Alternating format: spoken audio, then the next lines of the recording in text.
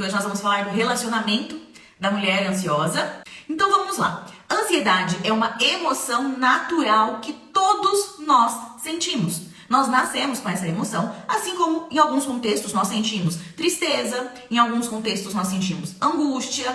É muito normal nós sentirmos ansiedade. Na verdade, ela é uma emoção que nos ajuda, inclusive dos primórdios para hoje, ela nos ajudou com a nossa sobrevivência, porque ela nos liga o alarme, ela nos é o sinal de alerta para lutar ou fugir de algum perigo.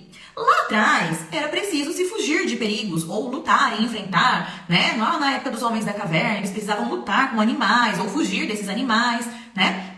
Hoje a gente já não tem mais esse tipo de perigo, mas nós continuamos precisando ter o nosso sinal de alerta quando, por exemplo, você vai ser assaltado. E aí a pessoa chega lá, né, com a arma lá e fala, me passa seu celular, vamos dar um exemplo aqui. Como que você fica? Naquela sensação de alerta, né? O seu cérebro liga ali o alerta para que você tem que ou lutar ou fugir. De preferência, fuja, né? Ou entrega o celular e pronto, tá tudo bem.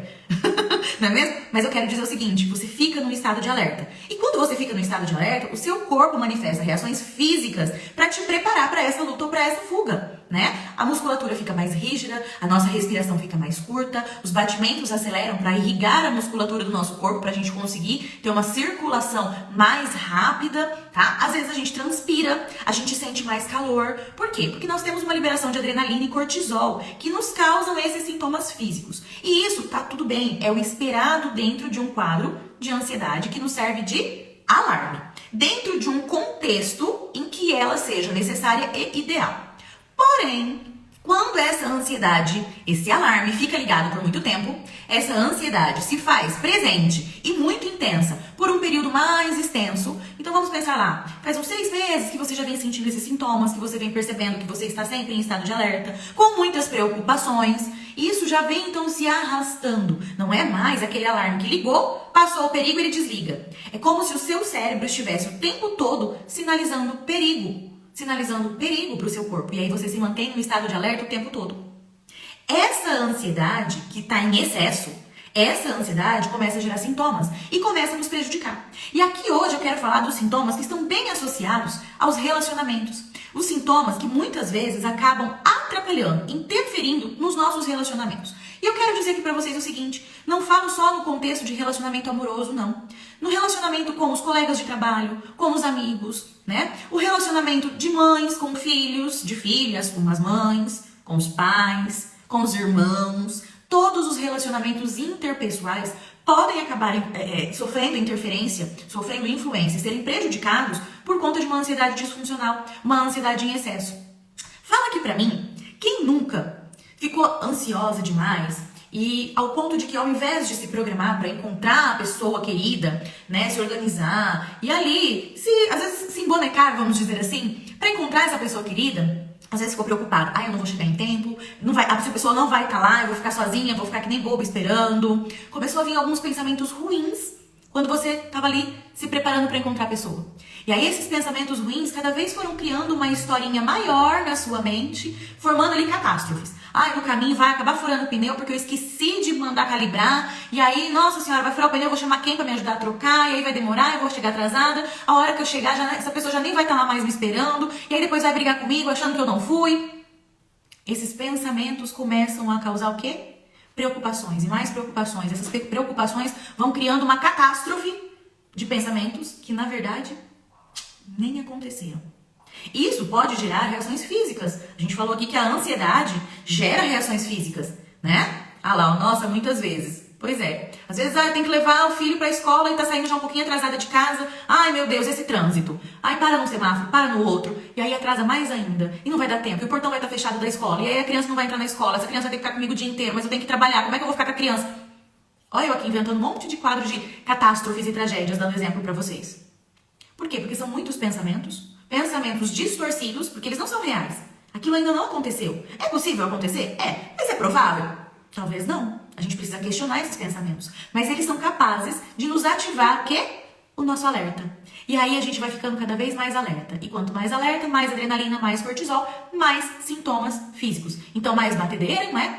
Acelera mais o coração, mais falta de ar, porque vai ficando cada vez mais curta a nossa respiração. E aí começa a transpirar, começa a tremer, pode dar formigamento. Quem nunca, não é mesmo? Mas isso tudo começa a acontecer, isso que eu tô falando aqui que fica tão intenso assim, costumam ser as crises.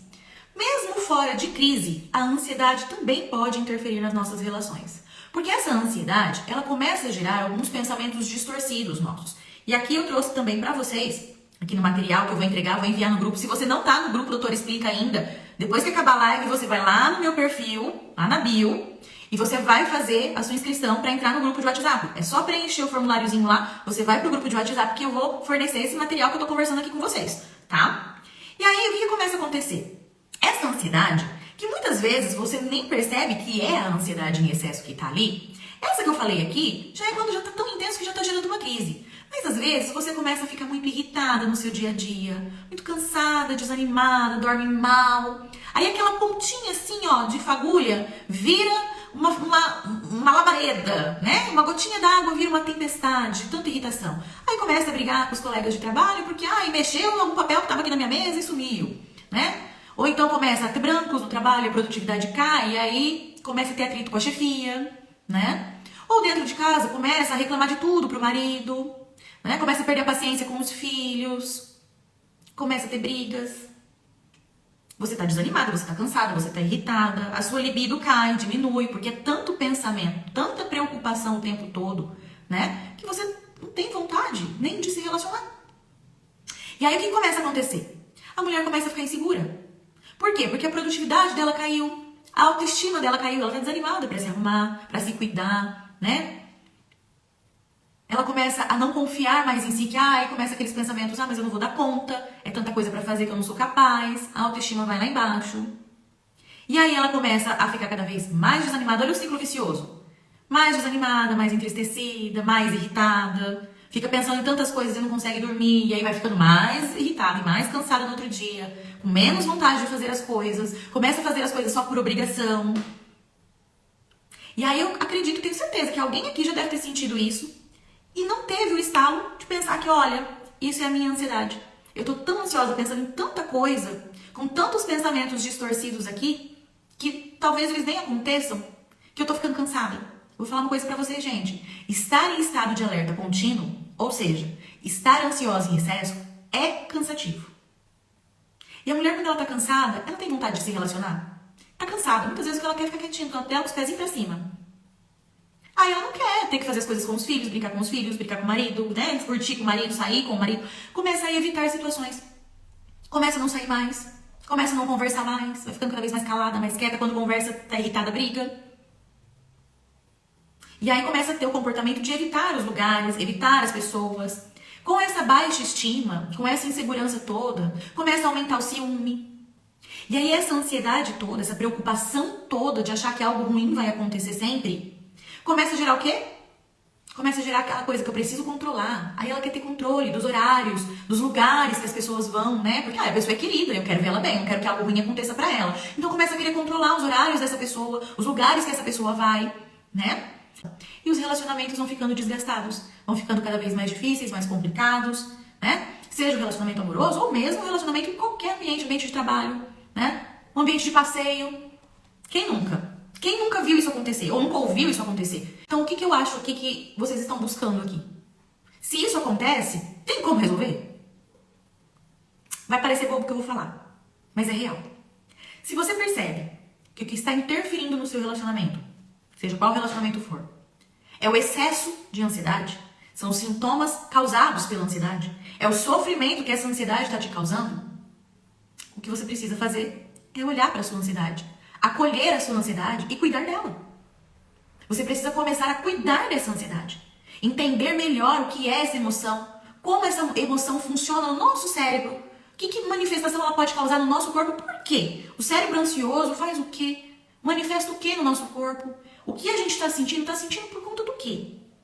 Aí você precisa se conhecer melhor, entender o que você sente, para aprender como que você lida com isso. Então é isso que eu tenho que trazer para vocês aqui hoje, tá? Busque informação, e claro, informação de fonte segura sobre essa emoção, para você entender o que ela é, como que ela age no seu cérebro, no seu corpo, o funcionamento disso. E aí você precisa se trabalhar. Trabalhar no autoconhecimento, entender o que você sente, como você sente, o que acontece que te leva a sentir isso, certo? E isso é muito individual. Se curtiu o vídeo, like e compartilha. E não se esqueça de se inscrever no canal para não perder nada que eu vou trazer aqui.